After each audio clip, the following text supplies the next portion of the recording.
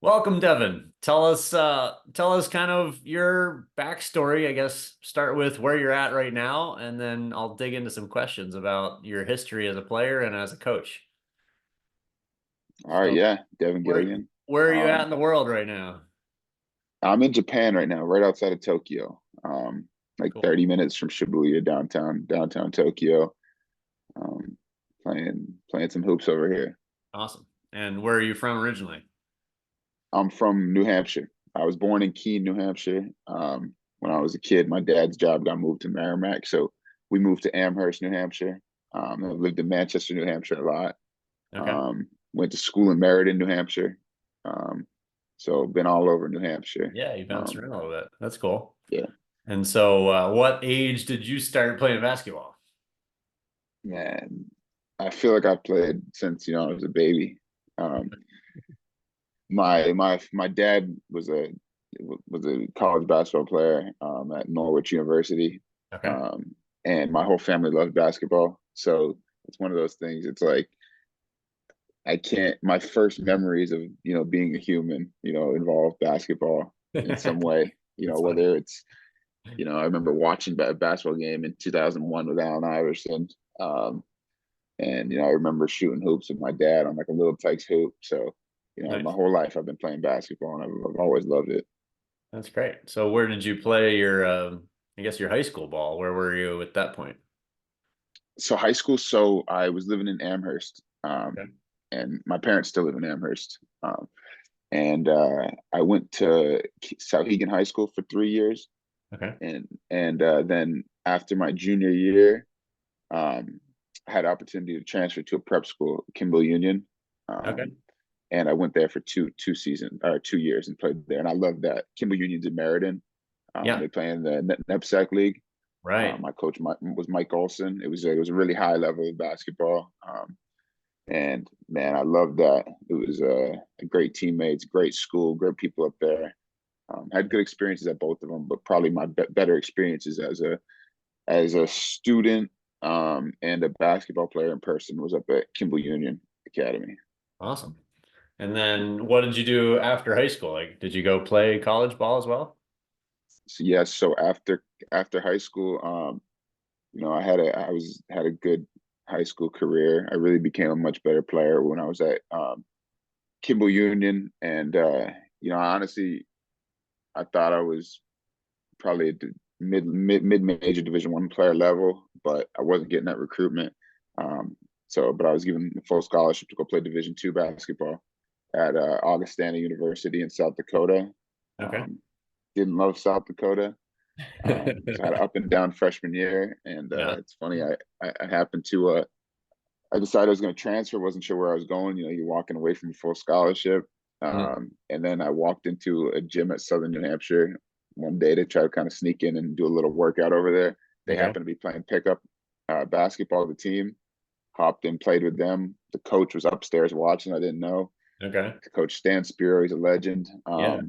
He was watching. He seen me play against the guys. He walked down and offered me a full scholarship to Southern New Hampshire University. So I ended up playing there for 3 years and had Nice. probably the best time of my life there. Wow. That's a great story. So in a way you were a walk on or a walk in, but then you Yeah, got a walked right scholarship out in. of it. That's Yeah, it fastest was spring turnaround break. from walk on to scholarship happened like in minutes there from What I'll tell you is a crazy quick story. Is my sister used to work at the bar that Stan, the coach, used to go okay. to, and I Yeah. was playing at Augustana in South Dakota, which is one of the top 20 Division II schools in the country, right? But I Yeah. was like the sixth man, only playing 15 minutes a game.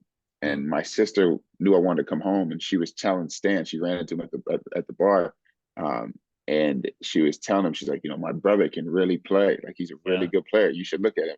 And he Wow. didn't like think anything of it. And then I just Sure. happened to walk into the gym over spring break, Yeah. and That's the it was a guy. funny story.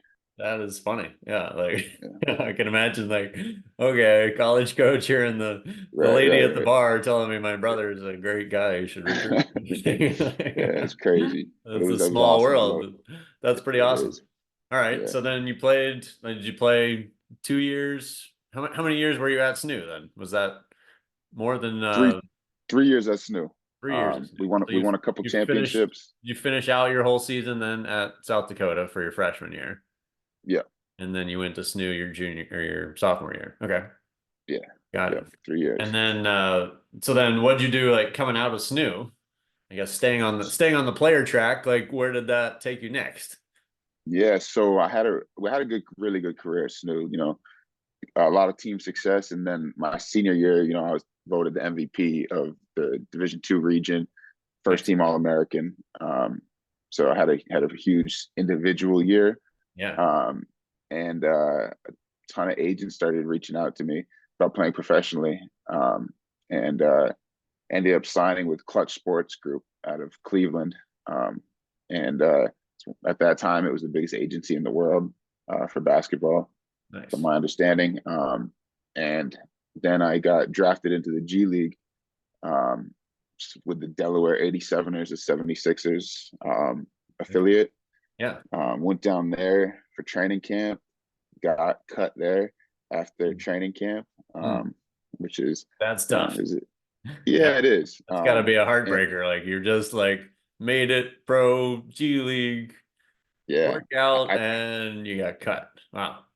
yeah, I thought I'd be in like everywhere I've been. Whenever I've been given a time to like develop, I've always felt like I left the best, like one of the top players, right? Like, Yeah. so I really thought when I got drafted, I was like, give me a year, 2 years, I'll be in the NBA.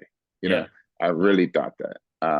And But You, yeah, I you didn't. could almost Looking back, taste I it knew. right there. Yeah. Looking back, I knew nothing. I knew nothing about the NBA game. I knew nothing about the professional game in general. Whereas like Mm. at SNU, we had a distinct style where we were essentially just going to bully teams, right? Like, and the way that the game is played in the NBA, it's completely different than the way the game is played at the Yeah. university that I was going to. So like looking back, I knew nothing.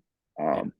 But yeah, so I got cut there, and then that's led me on a journey overseas where I played professionally in 5-on-5, played professionally in like 5 continents, maybe 7 or 8 countries.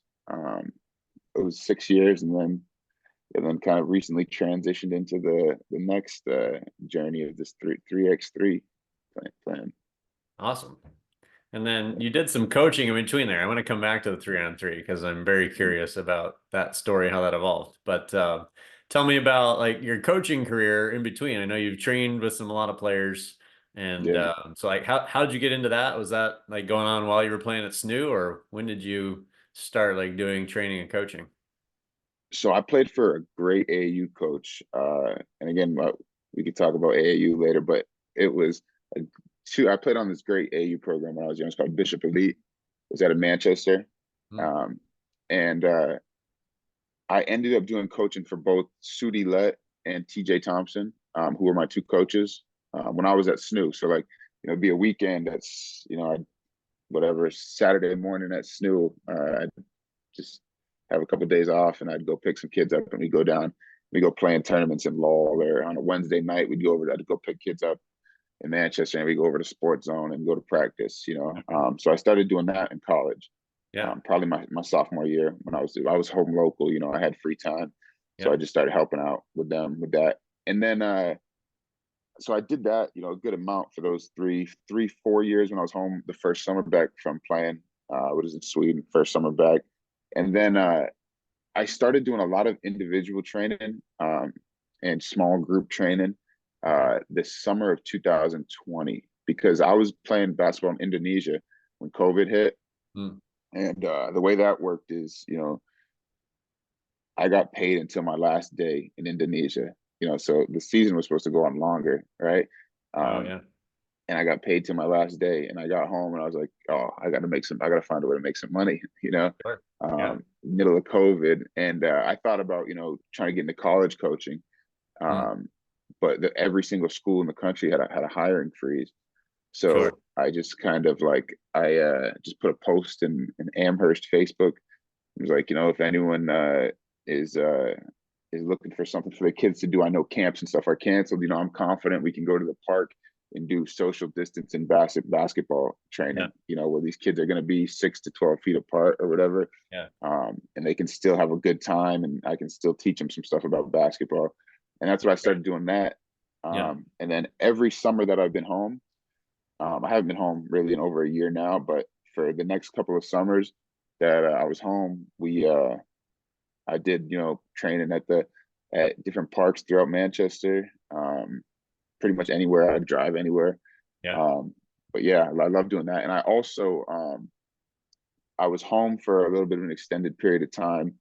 Was it 2022? So the Southern New Hampshire, the new coach, Coach Perry, who just won a conference NE10 championship. So Yeah. congratulations to them. They hired me to hop on their staff for. So I was there for maybe like 5 months, and then I ended up leaving to go back play overseas. But so I've done a little bit of the college coaching, but Nice. more just skills and stuff like that. Yeah. So what was your role with the team like when you were a college coach for 5 months? At SNU, Brief stint. Yeah. Like yeah. how did they utilize your talents and experience as a coach there? So I got to know Coach Perry and Coach Steckel, who's the head assistant, because when I'm home, I live right up the street from SNU, so I would be in the gym all the time. Okay. And I didn't play for them; I played for Stan, Yeah. but I got to know them, just hanging out the gym, playing with the guys, and I think they kind of used me as, I don't want to say like a big brother, but like Yeah. maybe like a little bit of a mentor, to Sure. the guys. I had a good career at SNU, and it's and Right. No, you had it's what a lot of these guys want to do. So they I right. felt like the guys kind of trusted my word, and they knew that I didn't, I wanted to see them do well. Yeah. And at that level, like, it's so competitive. Like the 12th man on the team, Yeah. like I'm talking like a walk on. If you put him in you know New Hampshire, he's probably the player of the year, right? Yeah. In New Hampshire Division One. Right. So like the difference between the players, like who plays and who doesn't play, is Yeah. so close that Right. like I felt like I was I felt like a strength of mine was to try to be there and kind of like talk these guys through, like, maybe they're going through a difficult time, like Coach Perry not playing me, what's going on, like getting yelled Yeah. at all the time. So like, I Mm. thought that strength of mine when I was coaching there was just be able to talk to the guys and help guide them through their journey, because I'd been through that a little bit before. Right. No, you had the double credibility of being an alumni of SNU with a great Yeah, career and like being an active pro player. Like you got for the sure. instantly looked up to as the big brother. So Yeah, it makes a lot of absolutely. sense. And so what has been kind of your philosophy or approach with the one-on-one training? Like that's definitely how I started, like very familiar territory. Like use the park, use the open gym time, like use wherever you Mhm. can, until we really landed at our home here at the Hoops Lab in Portsmouth. Like I was a nomad, training wherever I could kind of thing. Yeah. So what's I guess maybe two questions. One's like, what's been your approach to that you found has worked well? And then Mhm. also like, what's kind of your philosophy or like, what do you tend to work on? How do you approach that as a one-on-one trainer? So it's interesting because like what worked for me was I worked so hard. Like I was obsessed with basketball. Like I Mm. would do hard things just because like I thought that if I did enough hard things, it was gonna make, it was like karma, basketball karma was somehow gonna come in my favor.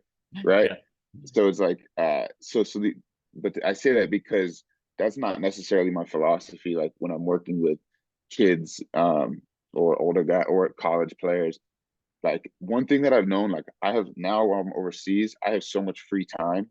mm, Like so I'm always thinking about basketball. yeah, And the only thing now, like being 30 years old, that I know about basketball is I feel like I know nothing about basketball. Like I just feel like there's a million ways to do things.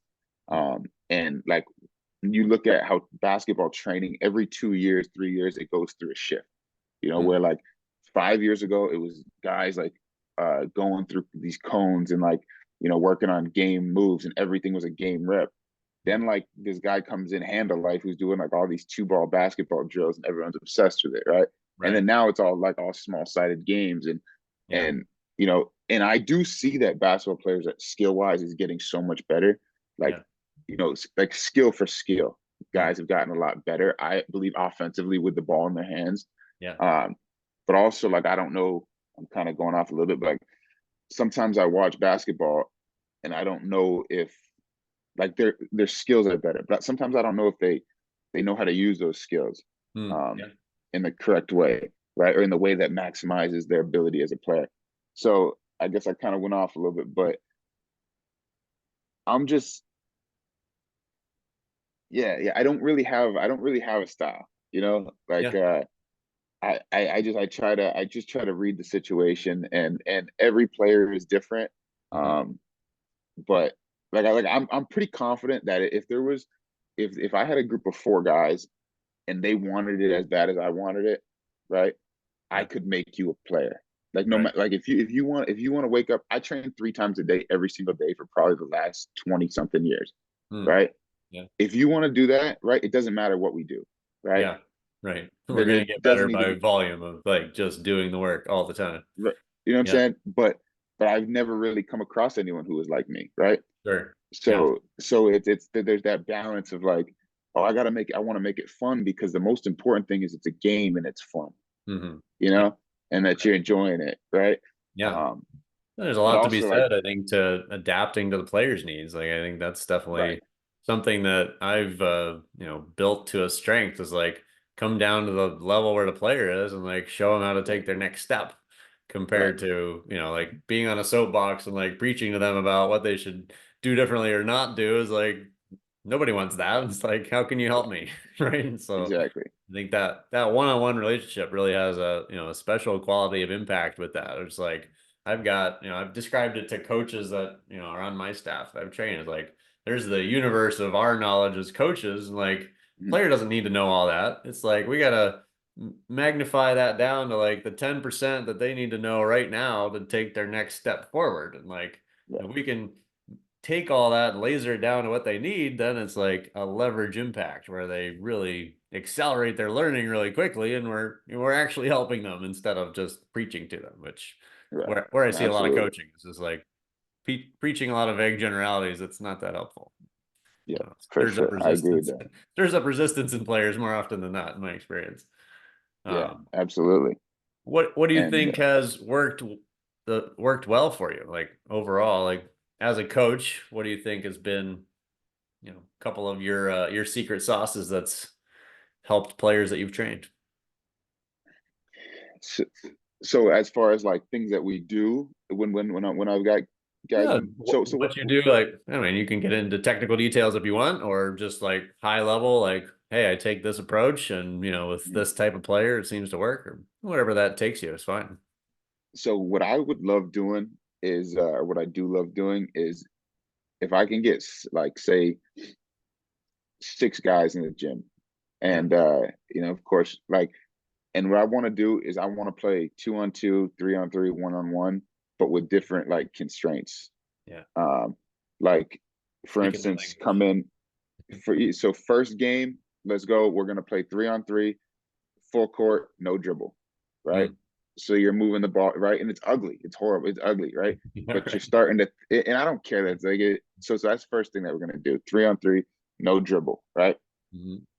Everything's a one, right? And then maybe we play another game. Now ones and twos, right?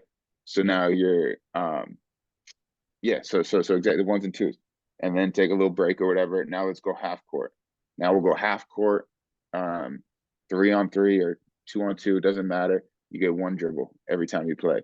yeah, Um, and maybe we'll go American 3-on-3 where it's just like check up every single time. So it's every single possession is different. Then we'll yeah. go FIBA 3-on-3, right? Where Mm. and just adding these different constraints. And like I like to go a lot of times I like to go like, so one thing with me, I was really good at getting to the basket, like just bullying people, but Yeah. I never really had to focus on my jumper when I was young, right? Mm.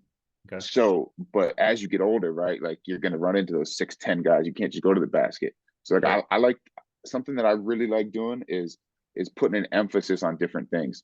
So like if you go say if you go FIBA 3-on-3 and you're going twos and ones, right? And the guy is just going 1-1-1-1-1. If he's shooting 100%, he's probably going to win. But if he Yeah. misses a couple and then they kick it out and hit a couple twos, then you could lose. So with me as a kid, I always wanted to win. So I feel like that would have forced me as a younger kid to develop that to Mm. focus more on developing my jump shot. Yep. right? So just adding different constraints to it, to like, what is important in that game. Yep. And I've got like I said, I think about basketball like all day. So I've Yep. got a million ideas in my head that I could keep going. But yeah, just different Sure. constraints to Oh, that's great. I to mean, that kind of rolls us right into the 3x3 model, which, I love. Like, I really like how big of a differential it is to have twos and ones compared to threes and twos. Like, that percentage difference. So, like, it's twice as many points every time you hit a two. Like, it dramatically changes the incentive for spacing and being able to knock down a shot from range. Like you're saying, it's like for it's sure. not just 33% more, it's, Yeah, 50% more or yeah, 100% more, I guess is the right calculation. So yeah. I guess circle back then to, you're playing overseas, you're playing 5-on-5, you're visiting back home in the summer, and then Mm. when did you first like experience 3-on-3 or 3x3 specifically? Yeah, 3x3. So I had my sixth professional season. I played in Norway. Um, well, actually, I'll go back. So my fifth season overseas, I had a bad season. My fourth season, I was MVP of the Norwegian League. I thought I had my breakout season, and I ended up having I didn't get the jobs that I wanted. I ended up having to spend time coaching, and then I ended up in Luxembourg. Then I ended up in like a minor league that went Canada and parts of the United States just to kind of stay active. So it was Okay. brutal, right? So Yeah. I thought I was done playing. Mm. Like I didn't think I was going to get any good jobs or whatever.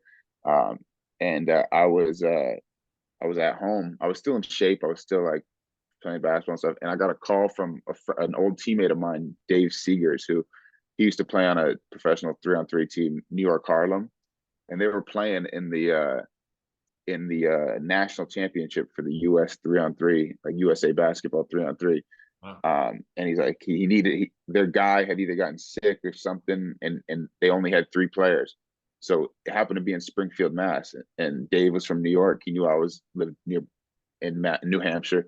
So he Yeah. called me. He's like, Devin, can you get down to Worcester, Mass?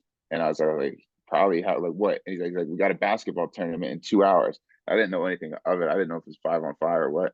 So Yeah. I just drove down. I met him at the Springfield Hall of Fame, and we're playing. There's like a bunch of ex NBA guys there. Like, Fran Fraschilla is there trying to make his USA 3-on-3 team. Wow. And yeah, so that was my first experience. And we lost in the semifinals. So and it was cool. I played like my grandparents, my grandma, and my uncle, and my parents are watching it. They're like, "This is sweet." You're playing. So that was my first experience, and I ended Wow. up getting that film from Wow. that. You went into it like cold turkey. You were just never played it, never heard of it. Like, did you know about the rules or anything at that point? Or like No, you just like I walked on the court and it's like, okay, this is the thing with the shot clock and all the rules and stuff. Wow. Yeah, so I That's had pretty I fun. had heard of it because Dave was my teammate in Indonesia, and then in the summers he would go play for Harlem, and he told me about all his money he was making on the Yeah. world tour. So I had like seen it. Maybe I'd watched a little video of him, Mm. but like I didn't like we didn't have any like they were walking me through the plays at a park, right 15 minutes before the game, explaining the rules to me. Yeah. Um, but That's I just and we had like those three guys were good players. We had three really good other players. So I just kind of had to fit in. yeah. But it was sweet. I like we got really close to winning it. Mm.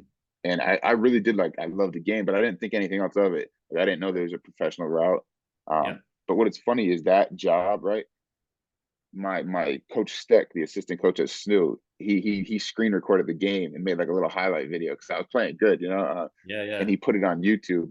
And two things, right? My next job, and when you have a bad year in overseas basketball, you're done because there's a million people that want to take your position, right? Sure. You're done. It doesn't matter what you did 2 years ago. Everyone's just gonna think you're out of shape or whatever. But Right. because of that video that Coach Steck made, my next team actually saw that video and was like, "Oh, Devin's still in shape. He can still play." Mm. So I ended up getting a good opportunity after that. Yes. But that's the funny part. And then after that, I wanted to play 5-on-5 in Japan, um, because outside of the NBA, I think it's probably the best place to play as far as like money and lifestyle and everything. Okay. So I know an agent over here, and she just kind of told me, she's like, Devin, there's this 3-on-3 league that runs in the summertime, um, and if you have any interest in it, here, fill this, put your name in this player pool. You never know, maybe I know some people, maybe something will come from it, and if you're there playing, it will give you a good opportunity, or a better opportunity to play in the 5-on-5 league in the fall Okay. time. Yeah. Um, So that was you the know, plan and to get you over to Tokyo originally then. yeah, that was the plan. But so Yeah. I didn't know if I was going to get anything. Sure. But I think because of the USA basketball video, um, the boss of my first team that I signed to in Japan, I think he saw that, and the fact that a lot of the good 3-on-3 players are about my size and about my build, Yeah. um, and obviously my history in 5-on-5. But I really think that USA basketball 3-on-3 video, Hmm. because sometimes perception isn't reality. Like Sure. like you hear USA basketball, you're thinking I'm like part of like the training camp for the national team or something. Where when in Right. reality, I was just sitting on the couch and my buddy called me to come play in a tournament. Right. You know, Just a lot of luck and happenstance put you in the right yeah, place at the right time, and exactly, somebody recorded film when you had a good game, and like it all put together. It's funny. E- Wow. exactly. Yeah. So then catch us up to the current time on your 3x3 career over there. What's that been like? Yes. So it started off, us. It was me, my team over there. So I signed to like we were a good team. We got like first place in the Japanese league regular season. We lost in the playoffs, but we were a good team. It was me, another American guy who plays in the 5-on-5 league, really good player, and then we had two good Japanese players, really good Japanese players, really good shooters. Um, but like we were a really small town team, um, and I kind of fell in love with the game right away. Like, Hmm. but like we were just winning, just off like me and Mike were a lot bigger than like a lot of the Japanese guys. Right. And then we played really hard and we had a couple really good shooters. So we were winning at the start, really not knowing much about the 3-on-3 game. And as the summer got going, we got better. But I loved it, had a great experience. And I started watching a lot of the world tour and learning about the different routes to becoming like a professional 3-on-3 player. But didn't really know how it was possible, or if it was possible. I was still planning on playing in the 5-on-5 league. Sure. Um, but as the summer got going, the 5-on-5 teams that I was hearing from, that the agent that I was working with were hearing from, it honestly didn't sound that exciting to me. And by chance, I happened to get in touch with this guy, Serbian guy, who is an agent in 3-on-3, and he saw my footage and was like, you have a ton to learn if you're going to play at the highest level. Hmm. But he's like, you kind of check all the boxes. Is what that a 3-on-3, one of the top 3-on-3 players would be, as far as your mindset and your body and your skill set. Yeah. So he sent my video over to the top team in Japan, um, who I had seen at other tournaments, like, but they dominated like the local tournament, and they just kind of did that. But their main focus was the world tour and the pro circuit. Okay. Um, but yeah, so he sent it over to them, and they signed me right away. So I just, when they Nice. explained it to me how they're going to be traveling all over the world, I was like, man, this is incredible. Yeah. So, and I've been here for like, I guess I signed in September. So, and I just re-signed for a whole nother year. So however long that's been. So Okay. I love it here. It's really good. That's awesome. So have Yeah. you traveled outside of Japan then to play for some of Yeah. those world pro circuit tournaments and stuff? Yeah. Yes. So my How does first that one actually was, work? Like, I know of the world tour, but like I haven't followed it closely enough to see, what that looks like. yeah. So it's like, it's really cool. So far I played in Korea, Qatar, China a couple of times, to Thailand. It was just in Australia.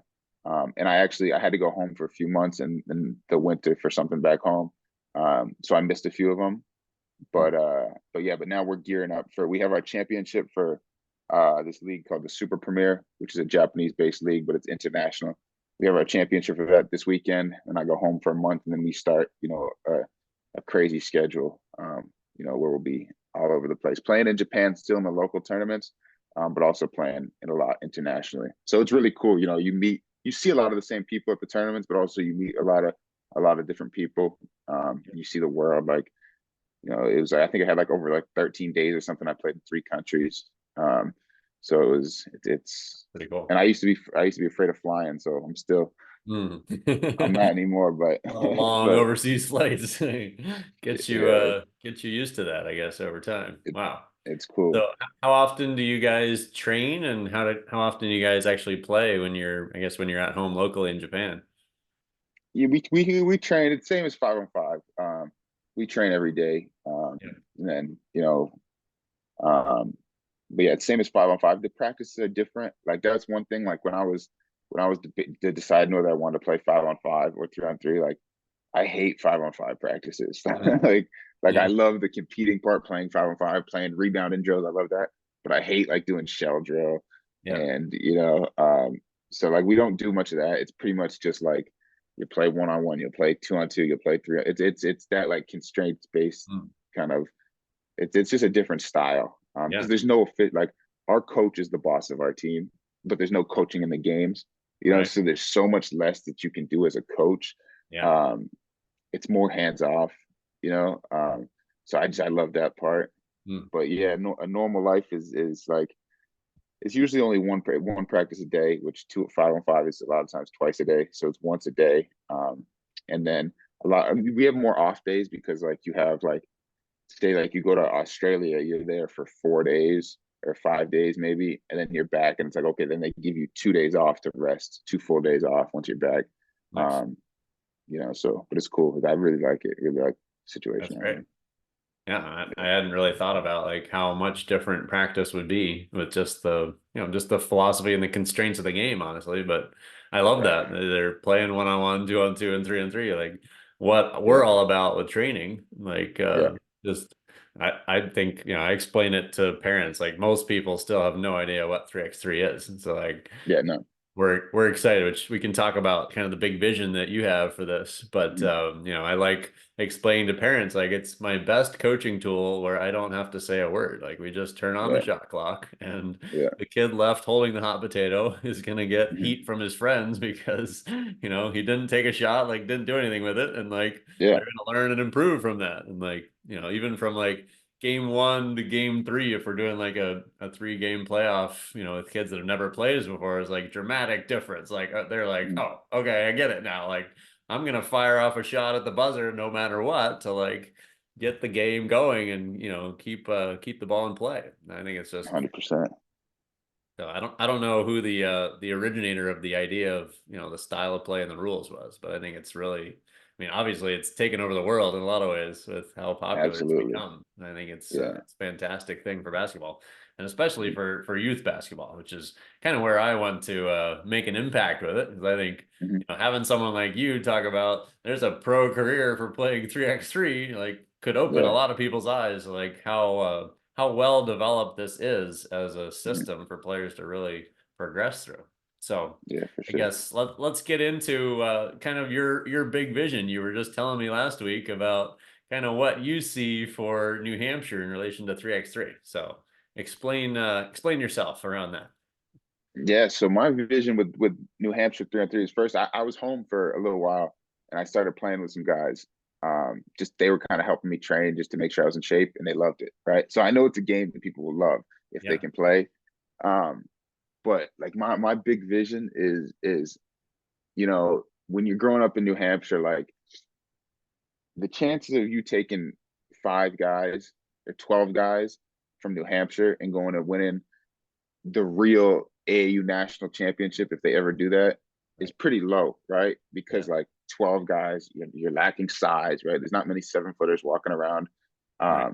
Is like where now I look at 3-on-3 and I can get more into detail, like how like this city of Novi Sad, Serbia has like cornered the market of 3-on-3, and this guy's making a ton of money playing professionally, and all the best players go to Novi Sad to train, right?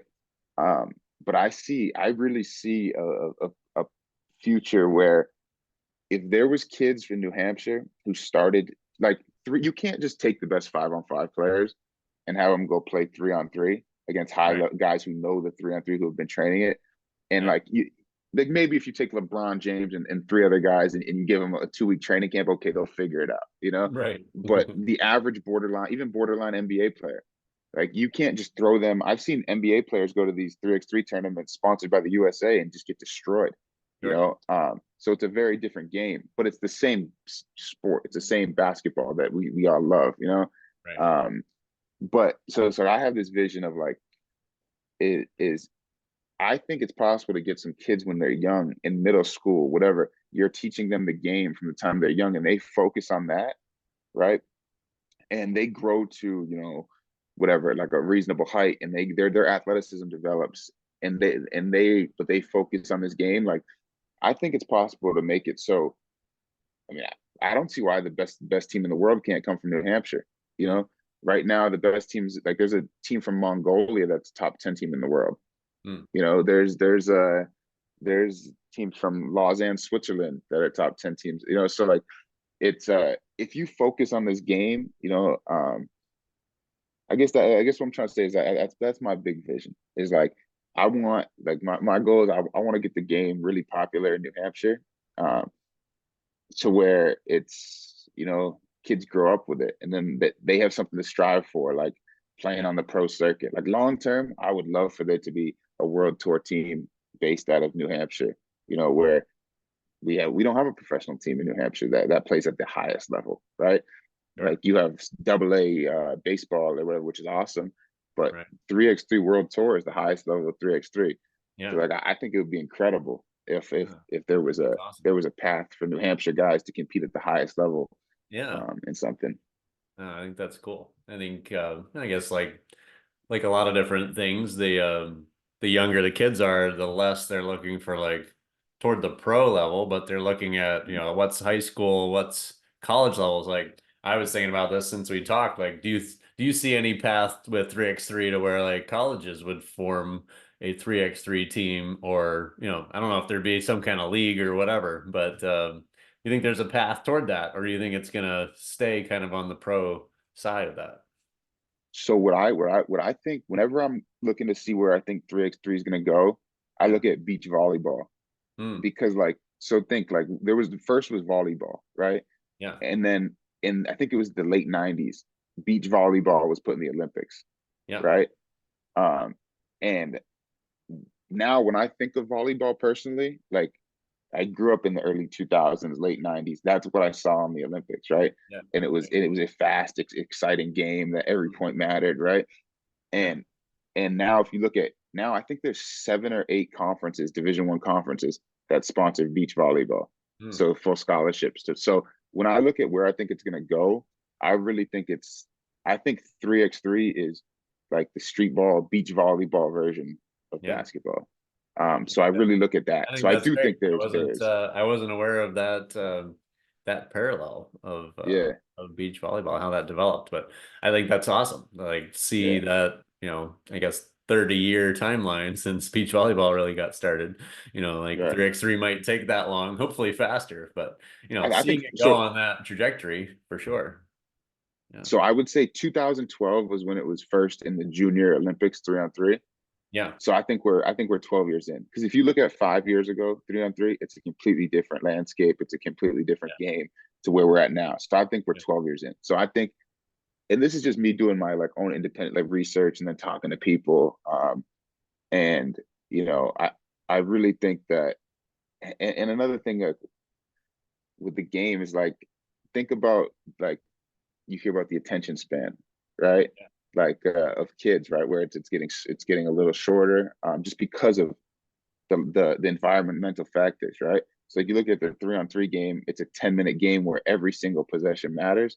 I Yeah. just think it fits into this current like culture, Right. No, I so I think the really I other really the see other an positives, explosion, like you mentioned, it's kind of hands-off coaching in the games. Like I think 100%. players really, really, even yearn for that in a way. It was like the coach is not like not allowed to yell instructions at me, like not allowed Yeah, to sub me out if I make a mistake. It's like I'm here for 10 minutes to figure it out. And it's like I get to play free flowing, fast paced, improvisational basketball, which is like the best part of the game in the world.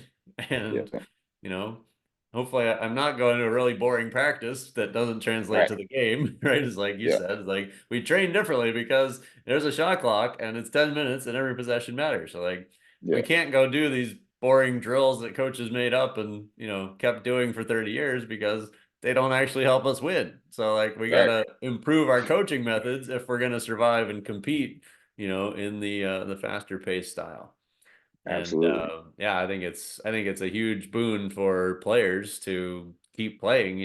If they don't make their high school team, they could go play 3x3, Yeah. every weekend and potentially train themselves and improve to where, they have a chance to go play pro or like play with the U18 team for USA Hmm. basketball. Like there's more and more Absolutely. opportunities, I think, starting in that high school age division, like 14U and 18U and I guess 16U is in between there. But I'm excited about it. Like, I actually was looking on, I went and purchased, this is kind of it'll be my public announcements of this. I went and purchased domains of several cities that are 3x3, X name of city, because I Wow. think this is a Yeah. big trend where it's That's like, very I bought smart. 3x3 Portsmouth a while back because, Yeah. that's where we're located, where we want to kick it off. But I Uh-huh. started looking around at like, all right, if this is really a big thing and like everybody's wanting to host tournaments and like make it a citywide thing, it's like this could be really big. Like 3x3 Boston was Absolutely. available. It's like I'm gonna take that. Wow. It's like Yeah, that's huge. could be That's big awesome. time. Like I don't Yeah. think I'm the guy to run big tournaments and make it really happen, but I'd love to be involved whatever way we can to like just spread the Yeah. word. So I know we were Absolutely. talking about while you're back coming up shortly, trying to get you over to the gym and just talk to people about what it's like and like your whole experience. I think it'd be great. So Yeah, it would be we're awesome. pulling together a league that's going to be on Friday nights, starting this Friday the 15th. And so maybe I think it's the 22nd of March when you're back. If that date works out, you could swing by the gym and like just chat with the guys that are playing and like talk about your experience. It'd be cool for them to meet. Like, hey, this is a guy playing pro overseas in this 3x3 format. It'd be like mind blowing for our seventh, eighth graders right now. I think Right. so just For see a sure. path. Like we had talked about, the lack of an end point, a lack of a purpose for playing 3x3 is kind of what I identified with what we've tried in the past with like a pickup style league. And it's like, Mhm. this is nice, but it's like, a side gig that's fun where 5-on-5 is like real basketball is what I hear from Right. parents. And it's like, we just need to get the legitimacy and the credibility of 3x3. And it's like, I think you're the guy for that. It just the whole story you just told. It's like, hey, this is a thing. People are playing it pro all over the world, and I'm getting paid to go play right now and living the life in Japan playing basketball. Yeah, for Pretty awesome. sure. No, it is. All right. One last question that I like to ask to kind of wrap up is just really about your vision for yourself. So, if we are having this conversation again 3 years from now and you're Yeah. looking back at today, what will you have accomplished over those 3 years in order to feel satisfied with your progress? Yeah. So I want to be, let me just say this. I want to be on the best team in the world. Mm, Um, so like the team that I'm on right now, if you look at the FIBA rankings, it's like 20 something. okay. Um, I want to, and the top teams are really good. So for my selfish like basketball Yeah. vision, I want to be the best on the best team in the world. Mm, And I think like when I was young, like when I was playing 5-on-5, like my goal was to be the best player. I like my when I signed at Sasnoon, I was like, I want to be the best player that's ever played here, right? mm, And that led to winning, a lot of winning. yeah. But as you get older, like I don't really remember the feeling of being the player of the year of the NE10, but I remember the feeling of standing on the Bentley University as we just won the conference championship. So Yeah. like those team moments, like as you get older, like those are the ones that you remember, more than anything. Uh, but yeah, I want to be on the best team in the world, and then 3 years from now, like I really really like I'm gonna be 33.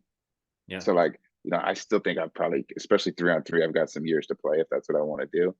Yeah. Um, but I do really want to be back in New Hampshire for part of the year at least. Helping this game grow because like I love 5-on-5, it's awesome, but I'm really really I'm more passionate about about helping this 3-on-3 grow than I think I ever was with the 5-on-5. Yeah. So 3 years from now, I want to be on the best team in the world. I'd love to be gearing up for the Olympics in a year.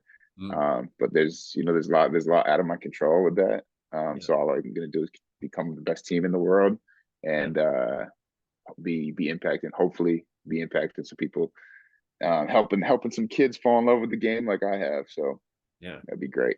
I think that's awesome. All right. And the final question is, what is your advice to parents? Like looking out there as a coach and as a longtime player and what you see going on in the world, like how would you address parents who are most of our audience that are going to listen to this? Like how would you advise them of like approaching their players, long-term development? Um, I think that my parents did a great job. Um, I just think that it was always about fun. It was always about, there was never any pressure. I don't remember them ever telling me I had a good game or a bad game.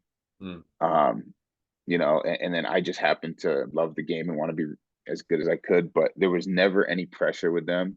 mm, Um, but they also told me if I wanted to be an NBA player, I could be an NBA player. mm. And they didn't have any clue if I could or not. I would got cut from my middle school team. Um, so like but I just and there's so much like there's so many parents who like want their kid to be so good right now in the seventh grade, Mm, you know, when it's like no one remembers how, like, of course you want to be good at whatever you do, no matter what game, but I just want kids to be able to have fun and enjoy the game. Because I think if you enjoy the game, you'll work hard at improving yourself as a player. mm, And for parents, it's I've never been a parent, so I don't know what it's like, mm, and maybe I'll think completely differently, 10 years from now when I have some kids. But yeah, the biggest thing that I is try to make the game fun for your kids. Because 99% of people aren't going to get a basketball scholarship, right? Or make a dollar playing basketball. So it's yeah. really not that serious. And even like me, it is my livelihood. I still try not to take it that seriously. Mhm. Um, so I guess it's more for the kids. I just hope that every kid gets to grow up and enjoy the game of basketball. Yeah. Um, if I that think that's makes great. sense. I have a tagline I've kind of developed, which is everybody's a recreational player eventually. And so we want That's a to play fact. for the Yeah. play for the long game is like we Yeah. might go play for 20 years overseas as a pro, but eventually we're coming back to New Hampshire and like playing in the men's league 100%. and like continuing, to play until we're like 70 years old, where I know some guys Yeah. still playing. So like Yeah. That's a I fact. think if we can expand parents' perspective of that long game, then it changes things because there's so much of Yeah. that pressure to be good right now, like you just said. And then, they just burn out. Like the cost benefit decision is like, I'm doing all this work. I'm not getting any playing time. Like coach is on my butt about everything and I get subbed out if I make a mistake. Like I'd rather just go do anything else with my time. And then they kind of put the ball down and never touch it again. That's just a real shame to me. Like I want to see a lot of 80-year-olds playing 3x3 and keep it going as long as Exactly. possible. So, Exactly. And could I that's say one great. more thing? Like a lot of times I Yeah. think that we get caught up on like what everyone else is doing. Yeah. So like everyone right now is playing fall AAU from what I see, spring AAU, summer AAU, right? And Yeah. it's like they think that like if their kid's not doing that, they're gonna miss out on, like some sort of like development or Right. something because like that's what everyone else is doing, right? Yeah. Um, but I don't want to be anti AAU because I've got a lot of good friends who run great, like who run AAU programs, and I'm sure they're great. Yeah. Um, but I just think that just because everyone else is doing something, it's not necessarily the right way to do Right. things.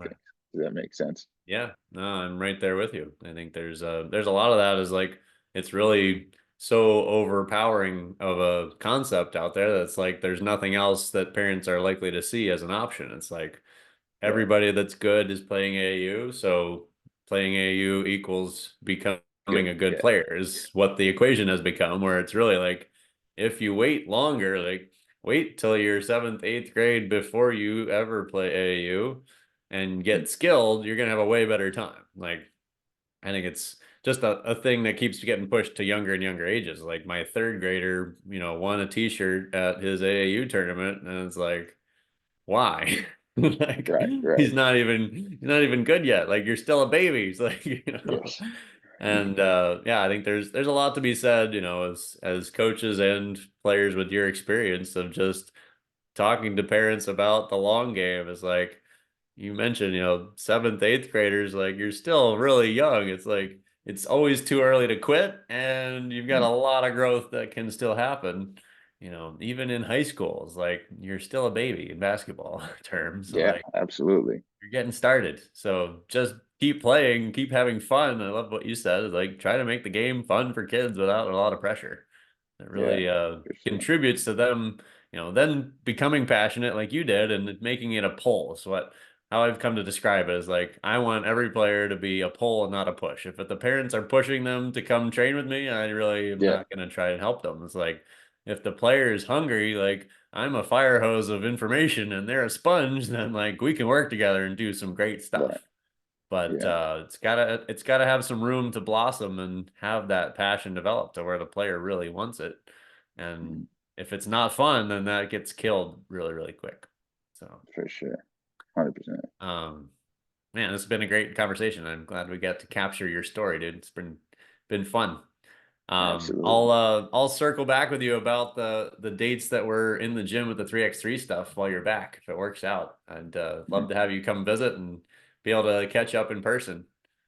But Absolutely. I love what you're doing. So I'm excited to come. I'll be there for sure and see you in action. See the kids in awesome. action Yeah. Oh, that'd be great.